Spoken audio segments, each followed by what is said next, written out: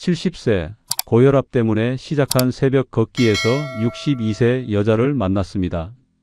오랜만에 느껴본 설렘에 아내 몰래 비상금을 꺼냈고 적금까지 깼습니다. 그녀가 제안한 사업에 2천만 원을 투자했죠. 하지만 돈을 건넨 다음 날 그녀는 흔적도 없이 사라졌습니다. 43년 결혼 생활도 끝이 났고 저는 고시원에서 편의점 알바로 하루하루를 버티게 됐습니다. 오늘 제 이야기를 끝까지 들어주시면 여러분도 저처럼 외로움에 속아 소중한 것들을 잃지 않으실 수 있을 거예요. 그리고 어느 지역에서 시청하고 계신지 댓글 한 번씩만 부탁드립니다. 여러분의 이야기도 듣고 싶습니다. 그럼 지금부터 제가 겪은 이야기를 있는 그대로 말씀드리겠습니다. 본문에 앞서 구독과 좋아요는 저희에게 큰 힘이 됩니다. 저는 70세 윤태식입니다. 은퇴한 지 벌써 8년이 지났어요. 중견 제약회사에서 영업부장으로 30년 넘게 일했는데 62세에 명예퇴직을 하고 나니 갑자기 할 일이 없어졌어요. 처음 몇 달은 그래도 괜찮았어요. 밀렸던 TV 프로그램도 보고 가끔 친구들 만나 소주 한잔하면서 세월을 보냈거든요. 그런데 1년, 2년 지나니까 달라지더라고요. 친구들은 하나둘 연락이 뜸해졌고 집에서는 아내와 대화할 거리가 점점 줄어들었어요.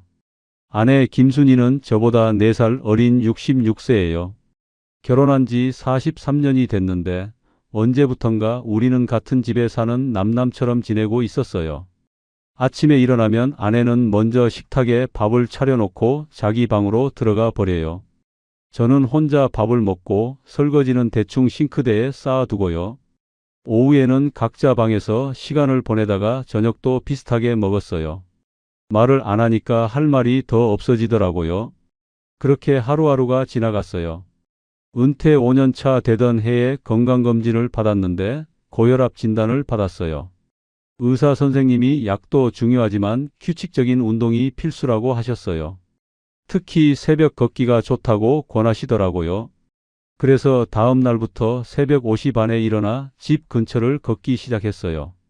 처음엔 30분 정도만 걷다가 점점 시간을 늘려서 1시간씩 걸었어요. 아파트 단지를 나와 하천 둑길을 따라 걷고 가끔은 공원까지 갔다 오곤 했어요. 새벽 공기는 확실히 좋았어요. 아직 어둑어둑할 때 나가면 거리가 조용하고 가로등 불빛 아래로 이따금 다른 운동하는 사람들이 보였어요. 그런데 혼자 걷는 게 생각보다 외로웠어요.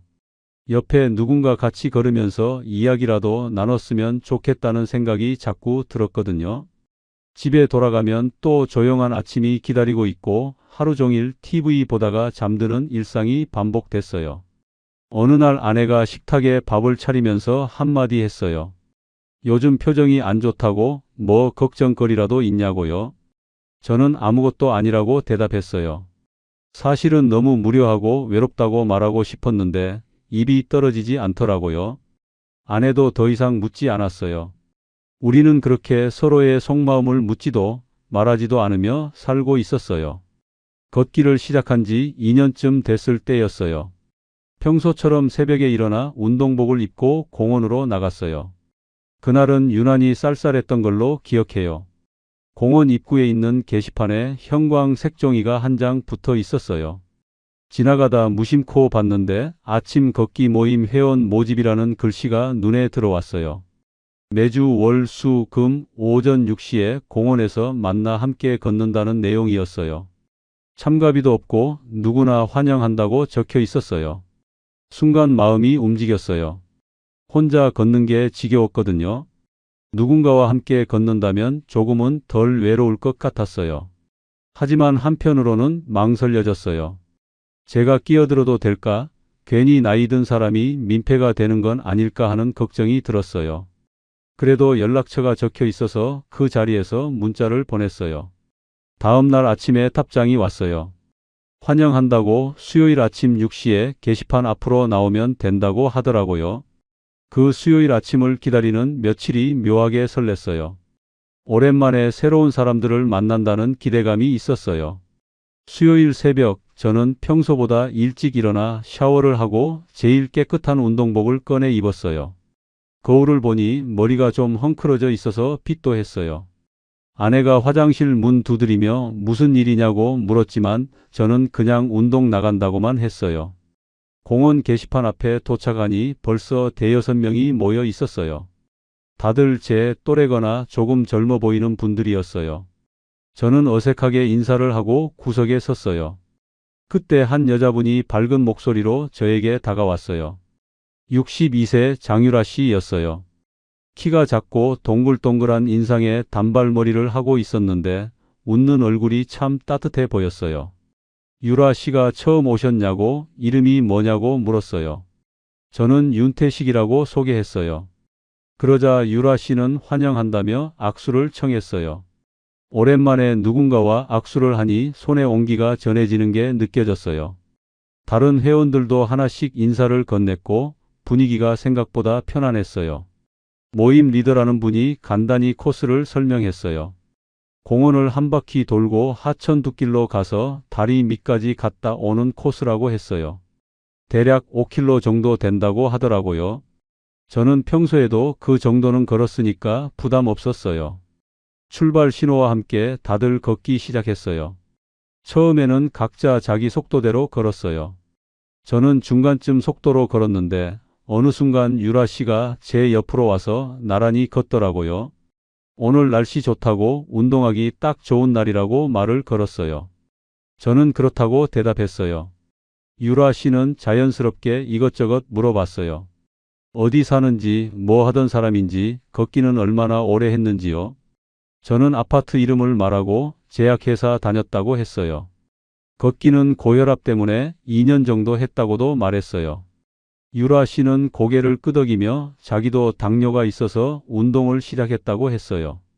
혼자 걷는 것보다 이렇게 모임으로 하니까 훨씬 재미있다고 꾸준히 나올 수 있다고 하더라고요. 저도 그럴 것 같다고 맞장구를 쳤어요. 그렇게 1시간 정도 걸으면서 유라 씨와 이런저런 이야기를 나눴어요. 오랜만에 누군가와 걸으면서 대화를 하니까 기분이 이상했어요. 외롭지 않았어요. 누군가 제 말을 들어주고 맞장구 쳐주고 관심을 보여준다는 게 이렇게 좋은 일인지 그날 처음 느꼈어요. 집에서는 아내와 일주일에 10마디도 안 하는데 이 낯선 여자분과는 1시간 동안 끊임없이 이야기를 나눴어요. 걷기가 끝나고 해산할 때 유라 씨가 말했어요. 다음에 또 보자고 금요일에도 나오냐고요.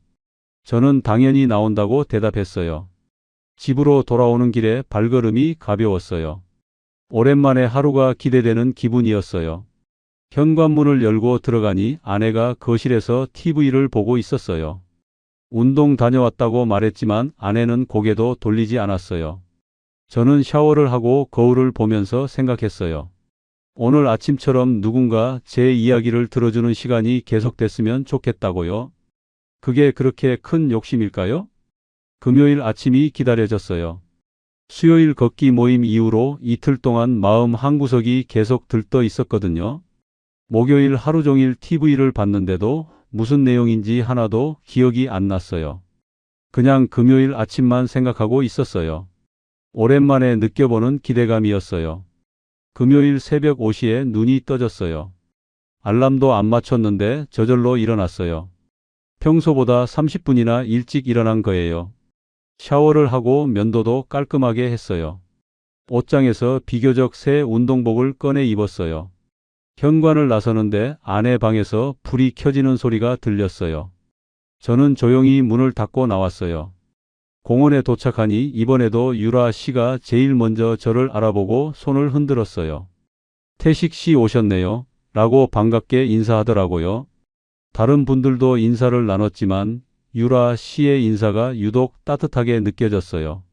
걷기가 시작되자 유라 씨가 또 제 옆으로 왔어요. 마치 당연하다는 듯이 자연스럽게 제 옆자리를 차지했어요. 걷다 보니 제 걸음이 다른 분들보다 조금 느렸어요. 나이도 있고 체력도 예전 같지 않아서 보폭이 작았거든요. 그런데 유라 씨는 제 속도에 딱 맞춰서 걸어주더라고요. 다른 분들이 앞서가도 유라 씨는 천천히 제 옆에서 걸었어요. 괜찮으냐고 너무 빠르면 말하라고 했어요. 저는 괜찮다고 했지만 속으로는 고마웠어요. 유라 씨는 걸으면서 계속 말을 걸었어요. 어제 뭐 하셨냐고, 날씨가 추워지는데 건강은 괜찮으시냐고, 요즘 드라마는 뭐 보시냐고요. 별것 아닌 질문들이었지만 저한테는 특별했어요. 집에서는 아무도 저한테 이런 걸 물어보지 않았거든요. 아내는 제가 뭘 하는지, 뭘 보는지 관심도 없었어요. 그런데 이 사람은 제 일상이 궁금한 것처럼 물어봤어요. 저는 점점 유라 씨와 이야기하는 시간이 좋아졌어요. 제약회사 다닐 때 힘들었던 이야기, 은퇴하고 나서 무료했던 이야기, 요즘 건강 걱정되는 이야기까지 하나씩 꺼냈어요. 유라 씨는 다 들어주면서 고개를 끄덕였어요. 정말 힘드셨겠다고, 그래도 건강이 제일 중요하다고, 이렇게 운동하시니까 앞으로는 더 좋아지실 거라고 말해줬어요. 집에서는 제가 무슨 말을 해도 아내가 그래, 그렇구나, 이 두 마디로 끝냈어요. 관심 없다는 게 표정에서 다 보였어요. 그런데 유라 씨는 달랐어요. 제 말을 진심으로 듣는다는 느낌을 받았어요. 눈을 마주치며 들어주고 맞장구도 쳐주고 가끔은 손을 살짝 터치하면서 공감해줬어요. 오랜만에 제가 누군가에게 의미 있는 사람처럼 느껴졌어요. 한 달쯤 지나면서 걷기 모임은 제 일주일에서 가장 중요한 시간이 됐어요. 월, 수, 금 3번의 아침이 전부였는데 그 시간을 기다리며 나머지 날들을 견뎠어요. 유라 씨는 항상 제 옆에서 걸었고 저도 자연스럽게 유라 씨 옆자리가 제 자리라고 생각하게 됐어요. 다른 회원들도 우리 둘을 한 쌍처럼 봤어요. 그런데 집에서는 분위기가 이상해지기 시작했어요. 어느 날 아침 운동 다녀와서 거실에 들어섰는데 아내가 제 운동복을 들고 냄새를 맡고 있었어요. 저는 깜짝 놀라 뭐 하는 거냐고 물었어요. 아내는 이상한 냄새가 난다고, 향수 냄새 같은 게 난다고 했어요. 저는 무슨 소리냐고, 운동하고 왔는데 무슨 향수 냄새냐고 따졌어요. 사실 유라 씨가 향수를 뿌리고 다니긴 했어요. 은은한 꽃향기 같은 거였는데 함께 걷다 보면 가끔 그 향기가 바람에 실려왔어요. 혹시 제 옷에도 그 냄새가 밴 건지 몰랐어요. 아내는 의심스러운 눈으로 저를 쳐다봤어요. 요즘 운동 나갔다가 오는 시간도 늦어졌다고, 예전엔 1시간이면 왔는데 요즘은 2시간 가까이 걸린다고 했어요. 저는 짜증이 났어요. 뭘 의심하는 건지 모르겠지만 기분이 나빴어요. 그냥 사람들이랑 걸으니까 시간이 좀 더 걸린다고, 이상한 의심하지 말라고 목소리를 높였어요. 아내는 더 이상 말하지 않고 방으로 들어가 버렸어요. 저는 씁쓸했어요. 오랜만에 제 인생에 즐거운 일이 생겼는데 그마저도 의심받아야 하나 싶었어요. 그 일이 있고 나서 아내와 사이가 더 멀어졌어요. 아내는 제가 운동 나갈 때마다 눈치를 줬어요. 말은 안 해도 표정에서 다 보였어요. 저는 오히려 반발심이 생겼어요. 평소에는 제게 관심도 없다가 이럴 때만 참견하는 게 화가 났어요. 그래서 일부러 더 일찍 집을 나갔어요. 모임 시작 30분 전에 나가서 공원 벤치에 앉아 유라 씨를 기다렸어요. 유라 씨는 제가 일찍 나온 걸 보고 좋아했어요. 저도 일찍 오는 편인데 태식 씨가 저보다 먼저 와 계시네요. 라고 웃으며 말했어요. 그렇게 우리는 걷기 시작 전 30분, 걷기 1시간 끝나고 공원 벤치에서 30분씩 더 이야기를 나누게 됐어요. 총 2시간을 함께 보낸 거예요. 유라 씨는 자기 인생 이야기도 많이 해줬어요. 남편과 일찍 사별했다고, 혼자 자식들 키우느라 고생 많이 했다고요. 저는 유라 씨 이야기를 들으면서 안쓰러웠어요. 그렇게 힘들게 사셨는데도 항상 밝게 웃고 다른 사람들 챙기는 모습이 대단해 보였어요. 유라 씨는 제게도 위로의 말을 많이 해줬어요. 태식 씨는 좋은 분이라고, 가족들이 태식 씨의 가치를 몰라보는 것 같다고, 태식 씨는 더 행복해질 자격이 있다고 했어요. 그 말들이 제 마음속 깊이 박혔어요. 어느새 유라 씨는 제 하루의 전부가 됐어요. 아침에 눈 뜨면 유라 씨와 걸을 생각에 기분이 좋았고, 오후에는 다음 걷기 모임을 기다렸어요. 저녁에는 오늘 나눴던 대화를 떠올리며 혼자 미소를 짓곤 했어요. 유라 씨가 보낸 문자 한 통에도 가슴이 두근거렸어요. 70세 나이에 이런 감정을 느낄 줄은 몰랐어요. 아내는 제 변화를 눈치챘을 거예요. 제가 거울을 자주 보고 옷차림에 신경 쓰고 핸드폰을 계속 확인하는 모습을 봤을 테니까요. 그런데 아내는 아무 말도 안 했어요. 그저 조용히 저를 지켜볼 뿐이었어요. 저는 아내의 그 시선이 불편했지만 제 마음을 멈출 수가 없었어요. 유라 씨와 함께하는 시간은 제게 새로운 인생 같았어요. 오랜만에 살아있다는 느낌을 받았어요. 집은 그저 잠만 자러 가는 곳이 됐고, 진짜 제 하루는 공원에서 시작됐어요. 이게 잘못된 건가요? 아니면 제가 누릴 자격이 있는 행복인가요? 걷기 모임을 시작한 지 2달쯤 지났을 때였어요. 어느 금요일 아침 운동을 마치고 평소처럼 벤치에 앉아 있었는데 유라 씨가 갑자기 제안을 했어요. 걷기 후에 근처 식당에서 아침밥 먹고 가는 게 어떻겠냐고요. 사실 배도 고프고 시간도 있다고 혼자 먹기 심심하니까 같이 먹으면 좋을 것 같다고 했어요. 저는 잠깐 망설였어요. 집에 가면 아내가 차려놓은 밥이 있을 텐데 그걸 안 먹고 밖에서 먹는다는 게 좀 그랬거든요. 하지만 유라 씨의 환한 얼굴을 보니까 거절할 수가 없었어요. 좋다고 했어요. 유라 씨는 아는 국밥집이 있다며 저를 데리고 갔어요. 공원에서 10분 정도 걸어가니 작은 국밥집이 나왔어요. 우리는 해장국을 시켜서 마주 앉아 먹었어요. 오랜만에 누군가와 마주 앉아 밥을 먹으니까 이상했어요. 집에서는 아내와 마주 앉아도 대화가 없었는데 유라 씨와는 계속 이야기가 이어졌어요. 국밥이 맛있다고, 다음에 또 오자고, 이런 소소한 대화들이 즐거웠어요. 밥값은 제가 냈어요. 유라 씨가 자기가 낸다고 했지만 저는 안 된다고 했어요. 남자가 내는 게 맞다고 생각했거든요. 그날 이후로 걷기 후에 함께 아침을 먹는 게 자연스러운 일이 됐어요. 월, 수, 금마다 운동하고 나서 국밥집이나 죽집, 토스트 가게 같은 데서 간단히 먹었어요. 한 끼에 10,000원 정도 나갔는데 일주일이면 30,000원 꼴이었어요.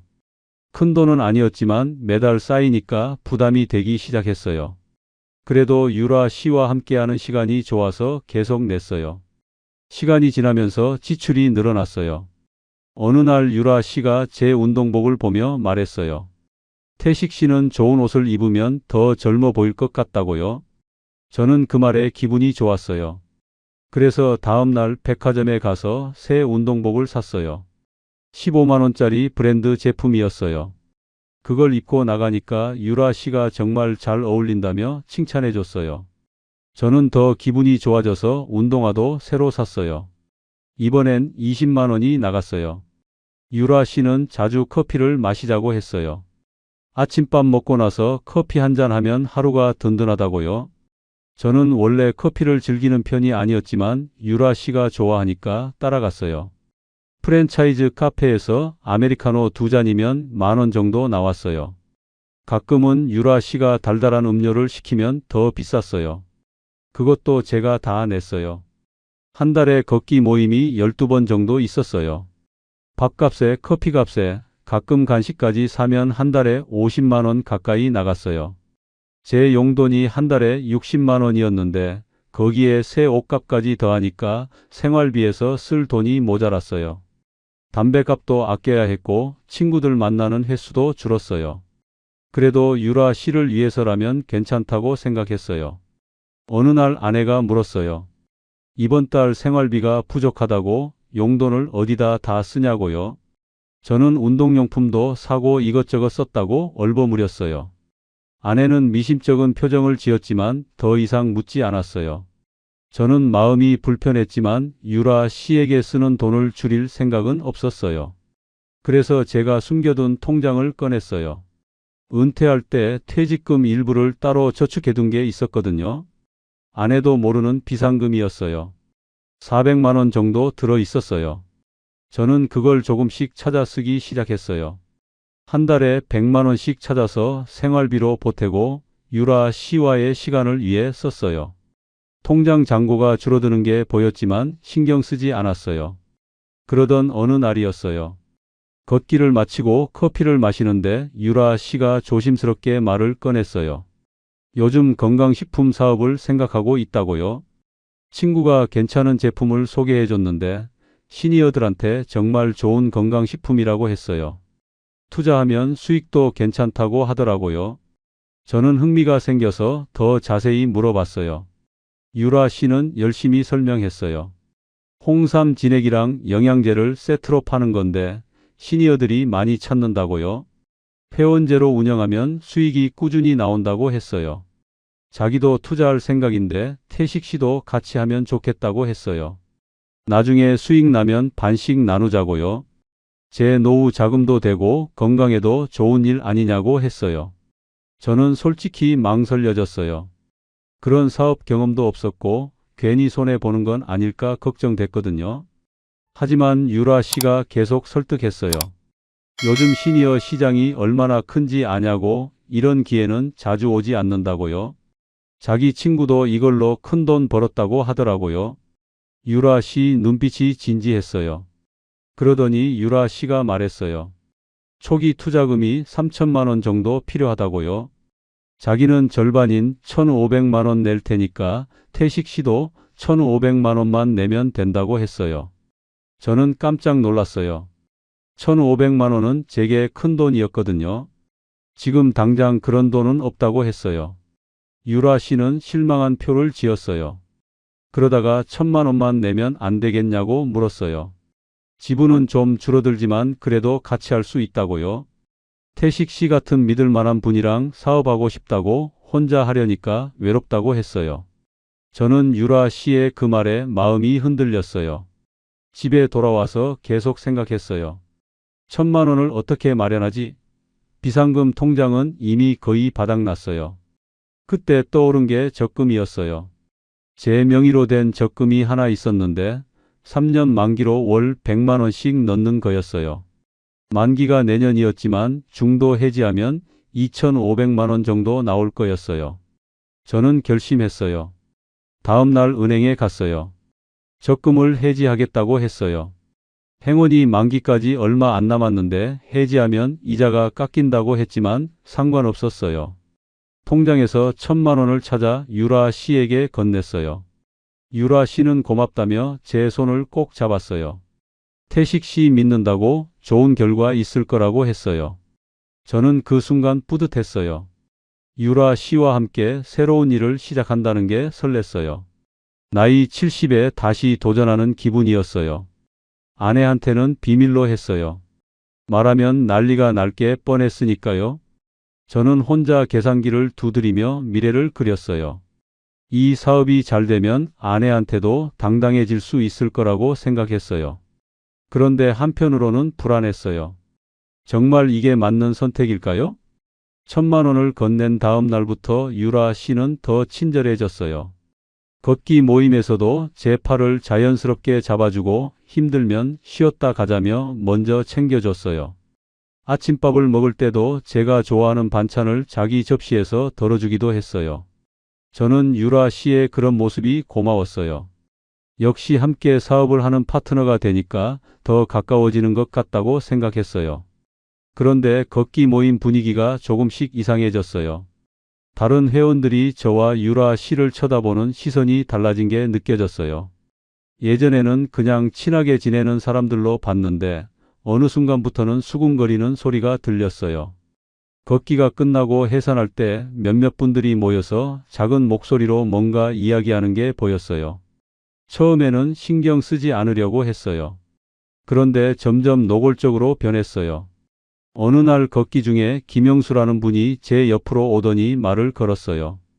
태식 씨, 요즘 유라 씨랑 많이 친해지신 것 같다고요? 저는 그렇다고, 좋은 분이라고 대답했어요. 그러자 김영수 씨가 애매한 표정을 지으며 말했어요. 유라 씨가 좋은 분이긴 한데 조심하는 게 좋을 것 같다고요? 저는 무슨 소리냐고 물었어요. 김영수 씨는 주변을 둘러보더니 작은 목소리로 말했어요. 유라 씨가 예전에도 모임에서 혼자 사는 남자 회원들한테 잘해주다가 갑자기 안 나온 적이 있다고요? 그분들도 유라 씨랑 친하게 지내다가 어느 날부터 연락이 끊겼다고 하더라고요. 김영수 씨는 그냥 조심하라는 말을 하고 싶었다며 앞으로 걸어갔어요. 저는 기분이 나빴어요. 유라 씨를 그런 식으로 의심하는 게 화가 났어요. 사람들이 질투하는 거라고 생각했어요. 유라 씨가 저한테만 친절하니까 다른 사람들이 시샘하는 거라고요. 저는 김영수 씨 말을 무시하기로 했어요. 오히려 유라 씨한테 더 잘해줘야겠다는 생각이 들었어요. 그 일이 있고 며칠 후에 또 다른 회원이 저를 찾아왔어요. 이번에는 박미숙이라는 여자 회원이었어요. 걷기가 끝나고 혼자 있을 때 다가와서 조심스럽게 말했어요. 태식 씨한테 꼭 해야 할 말이 있다고요. 자기 친구가 작년에 이 모임에 다녔는데 유라 씨한테 돈을 빌려줬다가 못 받았다고 하더라고요. 처음에는 갚겠다고 하더니 나중에는 연락이 안 된다고요. 저는 그게 사실이냐고 물었어요. 박미숙 씨는 자기도 직접 본 건 아니지만 친구가 그렇게 말했다고 했어요. 그래서 태식 씨도 조심하셨으면 좋겠다고 혹시 돈 문제 있으면 깊이 관여하지 말라고 했어요. 저는 이번에도 짜증이 났어요. 사람들이 왜 이렇게 유라 씨를 나쁘게 몰아가는지 이해할 수 없었어요. 저는 유라 씨한테 그 이야기를 했어요. 사람들이 이상한 소문을 퍼뜨린다고 그런 말 신경 쓰지 말라고요. 유라 씨는 한숨을 쉬며 말했어요. 자기도 안다고 사람들이 자기를 오해한다고요. 예전에 친하게 지내던 회원이 자기한테 돈을 빌려달라고 해서 못 빌려준 적이 있는데 그 사람이 앙심을 품고 이상한 소문을 냈다고 했어요. 억울하다고 태식 씨만큼은 자기를 믿어준다니 고맙다고 했어요. 저는 유라 씨가 불쌍했어요. 아무것도 잘못한 게 없는데 사람들한테 오해받고 있다는 생각이 들었어요. 저는 유라 씨 편이 되기로 했어요. 모임에서 다른 사람들이 뭐라고 하든 신경 쓰지 않았어요. 유라 씨와 걷고 밥 먹고 커피 마시는 일상을 계속 이어갔어요. 그런데 집에서 문제가 터졌어요. 아내가 제 핸드폰을 봤나 봐요. 유라 씨와 주고받은 문자 메시지들을 본 거예요. 저녁 먹고 있는데 아내가 갑자기 울면서 따져 물었어요. 이 여자가 누구냐고, 왜 이렇게 자주 연락하냐고요? 저는 당황해서 그냥 운동 모임 사람이라고 했어요. 아내는 울음을 멈추지 않았어요. 문자 내용을 보니까 그냥 운동 친구 사이가 아니라고, 둘이 무슨 사업을 한다는 것도 봤다고 했어요. 돈은 얼마나 썼냐고, 적금은 왜 깼냐고 물었어요. 저는 어떻게 알았냐고 되물었어요. 아내는 은행에서 문자 왔다고 적금 중도 해지했다는 알림을 받다고 했어요. 저는 변명할 말이 없었어요. 그냥 좋은 사업 기회라서 투자했다고만 했어요. 아내는 소리를 질렀어요. 나이 70에 무슨 사업이냐고, 사기당하는 거 아니냐고요. 그 여자 때문에 정신이 나갔다고 제발 정신 차리라고 울며 붙잡았어요. 아내가 우는 모습을 본 게 몇 년 만인지 모르겠어요. 하지만 저는 냉정해졌어요. 왜 제 인생에 간섭하냐고, 평소에는 관심도 없으면서 이럴 때만 참견한다고 화를 냈어요. 아내는 그게 아니라고 걱정돼서 그런다고 했어요. 저는 귀찮았어요. 유라 씨는 저를 이해해 주는데 아내는 의심만 한다는 생각이 들었어요. 그때 제 입에서 나온 말이 있었어요. 이렇게 살 바엔 차라리 이혼하는 게 낫겠다고요. 아내는 그 말을 듣고 얼어붙었어요. 저는 진심이었어요. 유라 씨와 새로운 인생을 시작하고 싶다는 생각이 들었어요. 아내는 더 이상 말하지 않고 방으로 들어갔어요. 그날 밤 아내 방에서 흐느끼는 소리가 들렸지만 저는 모른 척 했어요. 다음 날 유라 씨한테 집안 사정이 안 좋다고 말했어요. 유라 씨는 제 손을 잡으며 위로해 줬어요. 태식 씨는 더 행복해질 자격이 있다고, 가족이 이해 못 해준다면 새로운 길을 가야 한다고 했어요. 그러면서 조용한 곳에서 같이 살면 어떻겠냐고 물었어요. 둘이 작은 집 얻어서 사업도 하고 편하게 지내자고요. 저는 그 제안에 마음이 흔들렸어요. 정말 유라 씨와 새 출발을 할까 생각했어요. 집에 가기가 싫었어요. 아내 얼굴 보는 것도 부담스러웠어요. 걷기 모임 사람들도 저를 이상하게 쳐다봤어요. 유라 씨만이 저를 이해해주는 유일한 사람 같았어요. 저는 점점 유라 씨 말에 기대게 됐어요. 유라 씨는 계속 같이 살 준비를 하자고 말했어요. 집도 알아보고 사업도 본격적으로 시작하자고요. 저는 그 말이 달콤하게 들렸어요. 모임 사람들의 경고도 아내의 눈물도 다 잊고 유라 씨만 보고 싶었어요. 제가 이렇게 누군가한테 빠져본 게 얼마만인지 몰랐어요. 하지만 이게 정말 사랑이었을까요? 아니면 외로움이 만든 착각이었을까요? 이혼 이야기를 꺼낸 후로 집 분위기는 완전히 얼어붙었어요. 아내는 저와 말을 섞지 않았고 저도 아내를 피했어요. 각자 방에서 지내며 완전히 남남처럼 살았어요. 식사도 따로 했고 얼굴 마주칠 일도 거의 없었어요. 저는 오히려 편했어요. 이제 눈치 볼 필요 없이 유라 씨한테 집중할 수 있었으니까요. 유라 씨는 같이 살 집을 알아보자며 부동산 정보를 보내왔어요. 원룸이나 작은 투룸이면 충분하다고, 보증금 1,000만 원에 월세 50만 원 정도면 괜찮은데 구할 수 있다고 했어요. 저는 통장 잔고를 확인했어요. 적금을 깬 돈에서 1,000만 원을 유라 씨한테 줬으니 1,500만 원 정도 남아 있었어요. 보증금 내고 나면 500만 원 남는 셈이었어요.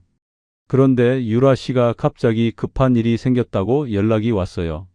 사업 관련해서 투자금을 더 넣어야 한다고 했어요. 제품 공급처에서 선입금을 요구한다는 거예요. 빨리 돈을 넣어야 물건을 확보할 수 있다고, 지금 아니면 기회를 놓친다고 했어요. 저는 당황했어요. 또 돈이 필요하다니요? 유라 씨는 1,000만 원만 더 있으면 된다고 했어요. 자기도 1,000만 원 더 넣는다고, 그러면 총 5천만 원으로 본격적인 사업을 시작할 수 있다고요. 지금 이 기회를 놓치면 나중에 후회할 거라고 했어요. 저는 고민이 됐어요. 통장에 남은 1,500만 원이 제 전 재산이었거든요. 그걸 다 쓰면 정말 아무것도 안 남았어요. 하지만 유라 씨는 계속 설득했어요. 태식 씨만 믿는다고, 사업 성공하면 몇 배로 돌려받을 수 있다고 했어요. 같이 살 집도 더 좋은 데로 얻을 수 있다고, 노후 걱정 없이 편하게 살 수 있다고요. 저는 유라 씨 말을 믿고 싶었어요. 이미 1,000만 원을 투자한 상태에서 포기할 수는 없었어요. 그래서 결정했어요. 은행에 가서 통장에서 1,000만 원을 찾았어요. 손에 든 돈 뭉치가 무겁게 느껴졌어요. 이게 제 마지막 돈이라는 생각이 들었지만 유라 씨를 만나러 갔어요. 유라 씨는 고맙다며 돈을 받았어요. 곧 좋은 소식 들려주겠다고, 조금만 기다리라고 했어요. 그날 우리는 커피를 마시며 미래를 이야기했어요. 사업이 잘 되면 어떻게 살지, 어디 여행 갈지 행복한 상상들을 나눴어요. 다음 날이 금요일이었어요. 평소처럼 새벽에 일어나 운동복을 입고 공원으로 나갔어요. 유라 씨가 기다리고 있을 거라 생각하며 걸어갔어요. 공원에 도착하니 다른 회원들은 모여 있었는데 유라 씨가 보이지 않았어요. 저는 조금 늦게 오나 보다 생각하고 기다렸어요. 걷기 시작 시간이 됐는데도 유라 씨는 나타나지 않았어요. 휴대폰을 꺼내 유라 씨한테 전화를 걸었어요. 신호는 가는데 받지 않았어요. 문자를 보냈어요. 어디냐고, 괜찮냐고 물었어요. 답장이 없었어요. 저는 불안해지기 시작했어요. 다른 회원들이 저를 쳐다봤어요. 김영수 씨가 다가와서 유라 씨 연락 안 되냐고 물었어요. 저는 그렇다고 대답했어요. 김영수 씨는 고개를 저으며 혀를 찼어요. 걷기 모임은 시작됐지만 저는 집중할 수 없었어요. 계속 휴대폰만 확인했어요. 유라 씨한테서 연락이 올 거라 믿었거든요. 혹시 아프거나 급한 일이 생긴 건 아닐까 걱정했어요. 걷기가 끝나고 집으로 돌아왔지만 여전히 연락이 없었어요. 하루 종일 전화를 걸고 문자를 보냈지만 아무 답이 없었어요. 주말 내내 유라 씨를 기다렸어요. 월요일 아침에 공원에 나갔어요. 이번에도 유라 씨는 없었어요. 저는 다른 회원들한테 물었어요. 혹시 유라 씨 연락받은 사람 있냐고요? 다들 고개를 저었어요. 박미숙 씨가 말했어요. 유라 씨 전화번호로 연락해 봤는데 번호가 없다고 나온다고요? 저는 당황해서 직접 전화를 걸어봤어요. 정말 없는 번호라는 안내가 나왔어요. 머리가 하얘졌어요. 이게 무슨 상황인지 이해가 안 됐어요. 김영수 씨가 제 어깨를 두드리며 말했어요.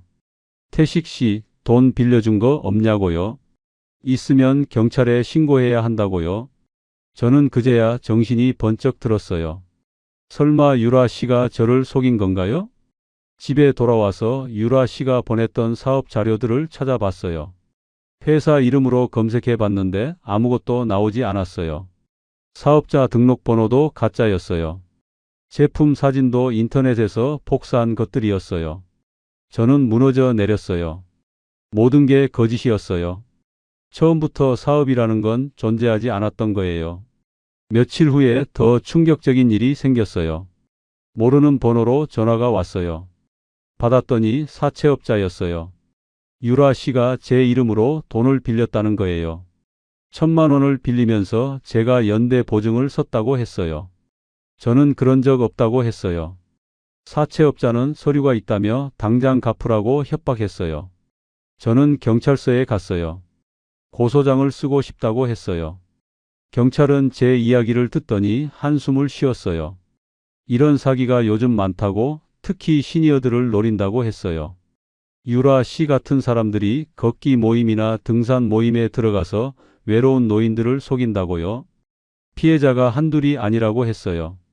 경찰은 수사는 하겠지만 돈 돌려받기는 어렵다고 했어요. 집에 돌아오는 길이 막막했어요. 2천만 원이 다 날아갔어요. 은퇴 후 모아둔 비상금도 적금도 마지막 돈까지 전부요. 사채 빚까지 생겨서 1,000만 원을 갚아야 했어요. 총 3천만 원의 피해를 본 거예요.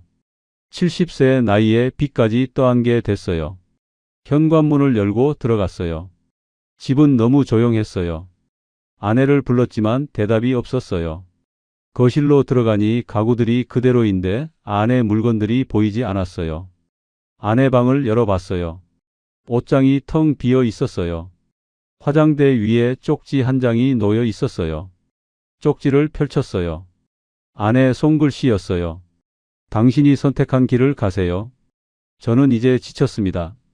딸네 집에 가서 지낼 겁니다. 앞으로 연락하지 마세요 라고 적혀 있었어요. 짧은 글이었지만 43년 결혼 생활의 끝을 알리는 말이었어요. 저는 바닥에 주저앉았어요. 돈도 잃고 유라도 사라지고 아내도 떠났어요. 제 손에 남은 건 빚, 독촉 전화번호와 텅 빈 통장뿐이었어요. 거울을 봤어요. 초라한 70세 노인이 그곳에 있었어요. 새 운동복을 입고 설레던 제 모습은 어디로 간 걸까요? 저는 바보였어요. 외로움이 판단력을 흐렸고 누군가의 따뜻한 말 한마디에 모든 걸 걸었어요. 43년을 함께한 아내보다 2달 알고 지낸 여자를 선택했어요. 모임 사람들의 경고도 아내의 눈물도 다 무시했어요. 결과는 완전한 파멸이었어요. 그날 밤 저는 텅 빈 집에서 혼자 울었어요. 70년 인생에서 가장 어리석은 선택을 했다는 걸 깨달았어요. 하지만 이미 늦었어요. 돌이킬 수 없는 강을 건너버렸어요. 이제 저는 어디로 가야 할까요? 아내가 떠난 다음 날 딸한테 전화가 왔어요. 엄마가 자기네 집에 와 있다고 무슨 일이냐고 물었어요. 저는 대충 얼버무렸어요. 부부 싸움이라고 곧 괜찮아질 거라고 했어요.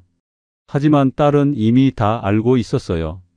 엄마한테 들었다고 아빠가 사기를 당했다는 이야기를요? 딸은 한숨을 쉬며 말했어요. 어떻게 그럴 수 있냐고, 나이가 몇인데 그런 일을 당하냐고요? 저는 변명할 말이 없었어요. 그냥 미안하다고만 했어요. 딸은 집 관리비랑 공과금은 어떻게 할 거냐고 물었어요. 통장에 돈이 얼마나 남았냐고요? 저는 거의 없다고 대답했어요. 딸은 또 한숨을 쉬었어요.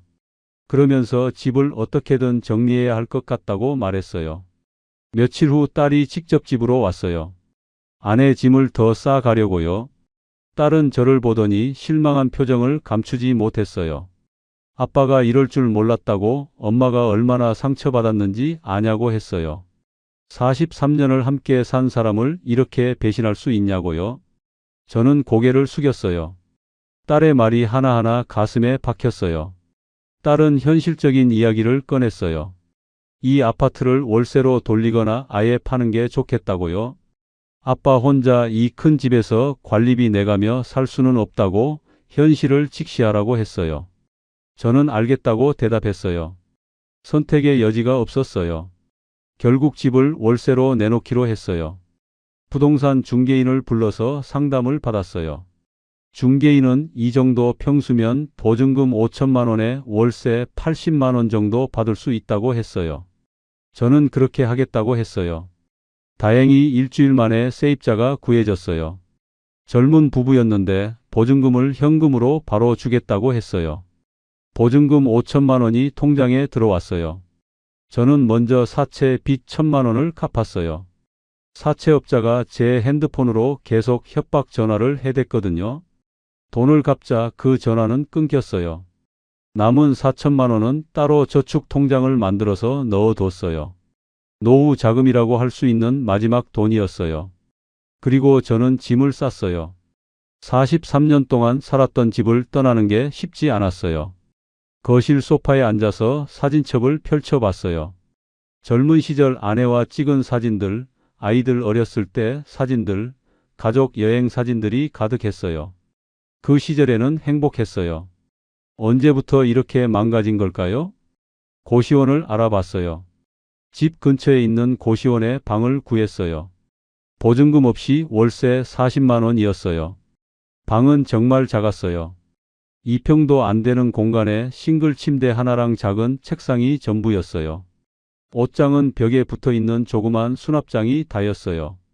창문도 제대로 없어서 환기가 잘 안 됐어요. 화장실과 샤워실은 공용이었어요. 복도 끝에 있는 화장실을 여러 명이 같이 써야 했어요. 처음 샤워할 때는 정말 힘들었어요.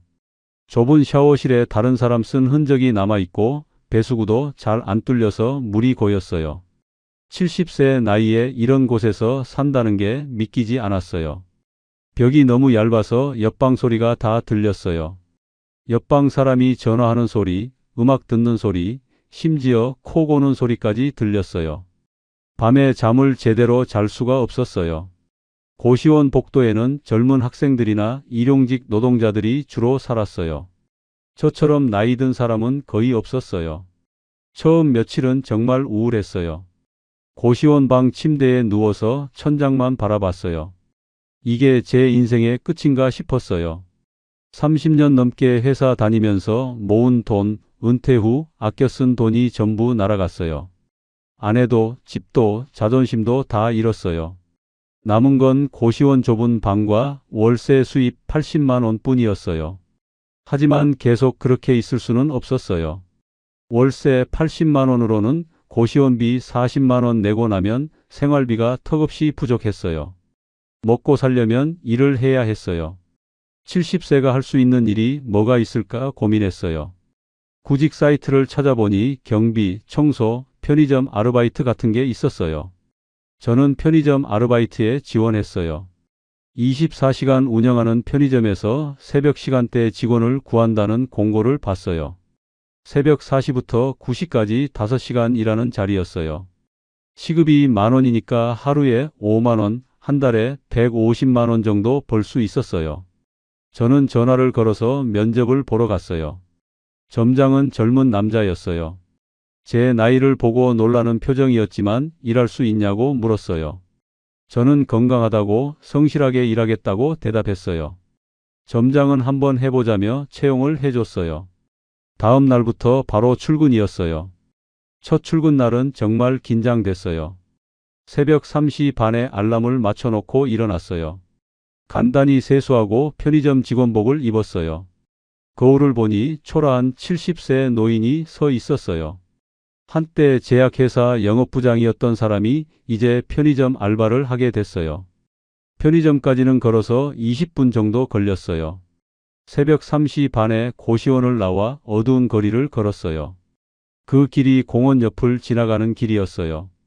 유라 씨와 함께 걸었던 그 공원이요.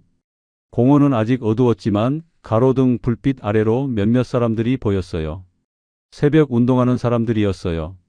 편의점에 도착해서 일을 시작했어요. 점장이 간단하게 업무를 알려줬어요. 계산대 사용법, 물건 진열하는 법, 청소하는 법 같은 거였어요. 처음에는 헷갈렸어요. 계산기 버튼도 잘못 누르고 물건 바코드도 제대로 안 찍혔어요. 손님들이 짜증을 냈어요. 빨리 하라고 왜 이렇게 느리냐고요? 서서 일하는 게 힘들었어요. 5시간 내내 서 있으니까 허리가 아프고 다리가 저렸어요. 물건 박스를 나르는 것도 쉽지 않았어요. 무거운 박스를 들다가 허리를 삐끗할 뻔했어요. 청소하느라 계속 쪼그리고 앉았다 일어났다 하니까 무릎도 아팠어요. 하지만 참아야 했어요. 이 일이 아니면 먹고 살 길이 없었으니까요. 저는 이를 악물고 일했어요. 손님들한테 최대한 친절하게 대하려고 노력했어요. 계산도 빨리 하려고 연습했어요. 일주일쯤 지나니까 조금 익숙해졌어요. 편의점 출퇴근길이 매일 그 공원을 지나갔어요. 새벽에 출근할 때는 공원이 어두워서 사람들이 잘 안 보였어요. 하지만 오전 9시에 퇴근할 때는 달랐어요. 그 시간이면 걷기 모임이 끝나고 사람들이 집으로 돌아가는 시간이었어요. 저는 그들과 마주치지 않으려고 다른 길로 돌아가곤 했어요. 어느 날은 피할 수 없었어요. 편의점 일을 마치고 평소보다 조금 늦게 나왔는데 공원 입구에서 김영수 씨와 딱 마주쳤어요. 김영수 씨는 걷기 운동을 마치고 집에 가는 길이었어요. 서로 눈이 마주쳤어요. 저는 고개를 돌리고 빨리 지나가려고 했어요. 하지만 김영수 씨가 저를 불렀어요. 태식 씨 맞냐고, 어떻게 지내냐고 물었어요. 저는 어쩔 수 없이 멈춰 섰어요. 잘 지낸다고 대답했어요. 김영수 씨는 제 편의점 직원복을 보고 눈치를 챈 것 같았어요. 거기서 일하시냐고 조심스럽게 물었어요. 저는 고개를 끄덕였어요. 김영수 씨는 한참 저를 보더니 안타까운 표정을 지었어요. 그러고는 그때 더 강하게 말렸어야 했는데 미안하다고 했어요. 유라 씨 일로 고생 많이 하셨을 거라고 힘내시라고 말했어요. 저는 괜찮다고 제 잘못이라고 대답했어요. 김영수 씨는 한참을 망설이다가 말했어요. 유라 씨가 예전에도 다른 사람들한테 똑같은 짓을 했다고 모임에서 알만한 사람들은 다 안다고 했어요. 경찰에 신고는 했냐고 물었어요. 저는 했지만 소용없을 것 같다고 했어요. 김영수 씨는 고개를 끄덕이며 다시 한번 힘내시라는 말을 남기고 갔어요. 저는 그 자리에 한참을 서 있었어요. 몇 달 전만 해도 저는 유라 씨와 나란히 이 길을 걸었어요. 행복했고 설렘이 있었어요. 미래를 꿈꿨어요. 같이 사업하고 같이 살겠다고 계획했어요. 그런데 지금은 혼자 초라한 모습으로 편의점 직원복을 입고 이 길을 걷고 있어요. 일하면서 문득문득 깨달음이 왔어요. 제가 유라 씨한테서 찾으려고 했던 게 뭐였는지요? 사랑이 아니었어요. 설렘도 아니었어요. 저는 그냥 누군가의 말 한마디가 필요했던 거예요. 저한테 관심 가져주는 사람, 제 이야기를 들어주는 사람, 제가 의미 있는 존재라고 느끼게 해주는 사람이 필요했어요. 아내는 43년을 저와 함께 살았어요. 자식들 키우고 집안 돌보고 저를 뒷바라지했어요. 평범하지만 묵묵히 제 곁을 지켰어요. 하지만 어느 순간부터 우리는 서로에게 관심을 잃었어요. 대화가 줄고 각자의 삶을 살았어요. 저는 외로웠고 아내도 외로웠을 거예요. 그런데 저는 그 외로움을 아내와 함께 풀려고 하지 않았어요. 대신 낯선 여자한테서 위로를 찾으려 했어요. 왜 그랬을까요? 아내한테 먼저 말 한마디 건넸으면 함께 산책이라도 하자고 제안했으면 달라졌을까요? 이제 와서 후회해도 늦었어요. 한 달쯤 지나서 저는 다시 걷기를 시작했어요. 편의점 일 끝나고 고시원 들어가기 전에 공원을 한 바퀴 도는 거예요. 혼자 걷는 거였어요. 이번엔 아무도 옆에 없었어요. 걷기 모임 사람들이 보이면 피해서 다른 코스로 갔어요. 그냥 저 혼자서 제 속도대로 천천히 걸었어요. 처음에는 외로웠어요. 옆에 유라 씨가 없는 게 허전했어요. 누군가와 이야기 나누면서 걷는 게 그리웠어요. 그런데 시간이 지나니까 이 고요함이 나쁘지 않더라고요. 혼자 걸으면서 생각을 정리했어요. 제 인생을 돌아봤어요.